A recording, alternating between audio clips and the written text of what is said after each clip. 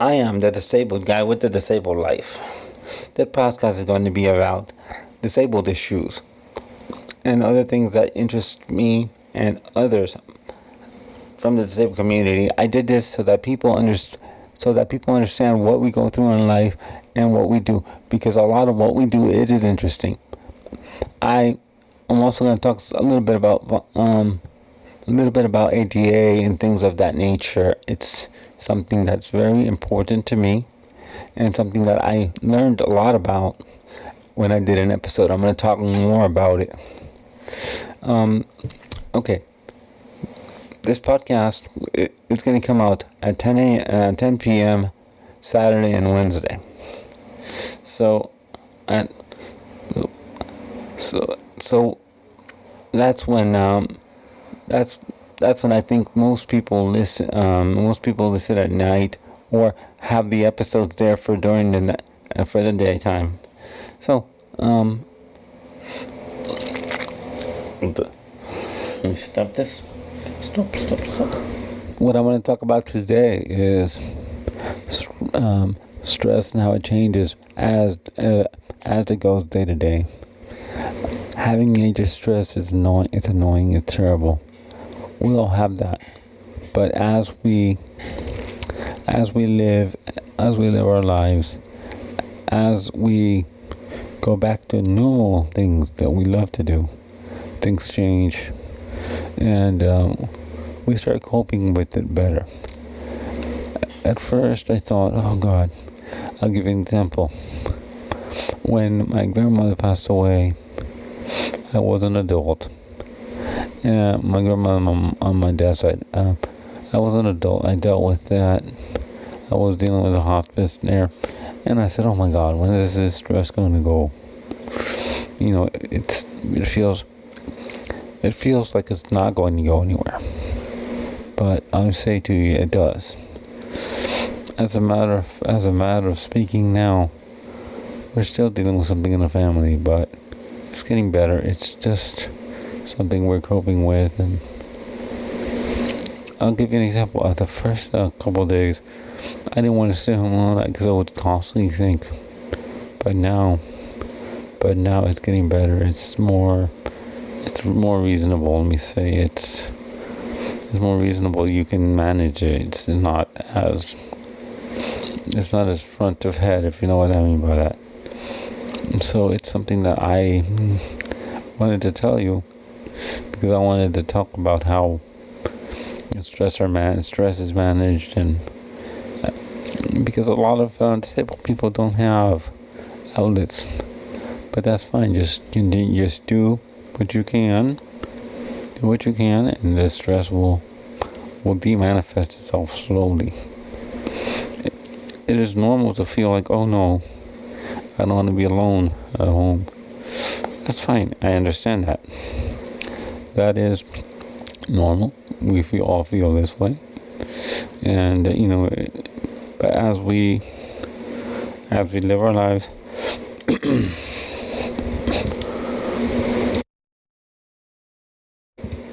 as we live our lives and go back to our normal, our new normal, let's call it the new normal. It changes, and we continue to go on, and we do our thing.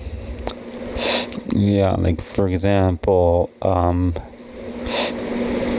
couple weeks ago, a week ago, or 2 weeks ago. Let me say the second Friday. I don't know when it was. A friend of mine called me and asked me if I could remotely help him with an exam. Yes, I did. I was happy to do so. This is Monday. On Saturday, I did the same thing again for a field day event that they have. What that is that we all get together and practice. It's a contest so that people can practice their emergency communication skills. But they had an exam there, so I went ahead from home remotely. I didn't go anywhere. I just sat down at my computer desk here and proctored the exam from home. All those things are good to do because you start going back and doing things you love. It's doing things you like to do. So it's something something as people. I'm sorry if you're hearing a little bit of banging in the background. It's my mom cooking dinner. No problem. I leave that in there because I want to know. Because I don't live in a sterile environment. I don't have a studio. It sounds better to me just to keep it in there. Because it's life. This is life. I'm sitting here recording in my bedroom. Sometimes I have the air conditioning on, sometimes I don't. Let me go back to my point. Yeah. But it's, the stress is better, but that's how you cope with it. You let it go. Some people cope better, some people cope worse. It takes longer. It also depends on what it is. Let me give you another example on that. Let me give you one example. Let me give you example. 2 examples. Example 1, we had a cat. We took him to the vet, and he had a blood infection, and we had to put him down because it would have cost so much money to get him, and he had to be on kidney dialysis every so often, and it was stuff that we just did not want to deal with. It just too much money. Okay, that was one. That was one level of grief. Level of grief number 2 is having to put a plant. If you're not a pet owner, you don't know what this is. A planned euthanasia. When you're going to take your dog to the vet and put him down on a specific day, specific time. Yes, that is another grief. In a way, I think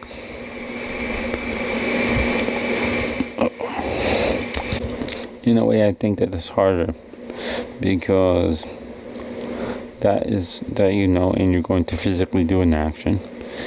You're going to physically do something.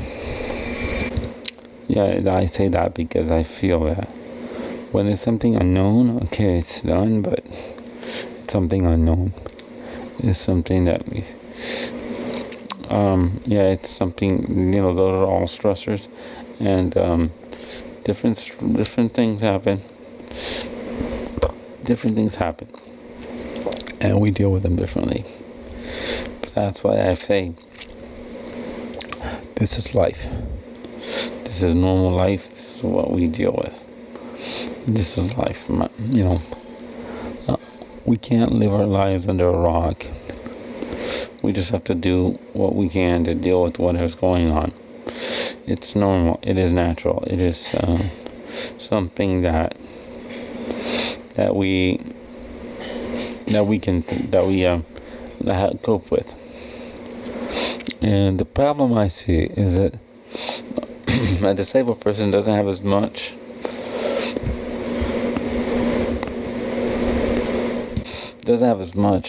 distraction as others do, because they go to work, they do these things.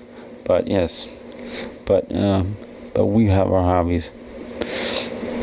Sitting at the desk, for example, proctoring the exam helped, and I don't mind sitting and working. As a matter of fact, I'll give you another example of how I cope with things. When I had I think it was my first, I don't know if it was my first or second bout. Yeah, it was my first bout of COVID. I proctored my first exam. I meant to read you through that. And that was a little difficult because I had to learn something new, even with that, but I just, that shows you my commitment to when I say, let's go do it. That's me. Because if I committed to something and teaching somebody, or learning from somebody, it's an easy process if you want. It's a very easy process, but when you're learning something new, imagine when you're not feeling well, and then you do this. I don't mind doing it because I learned, but it's not easy. It's hard. It's harder than you expect. And, it's interesting how we all deal with things a different way. We don't always, every person doesn't deal with things the same way.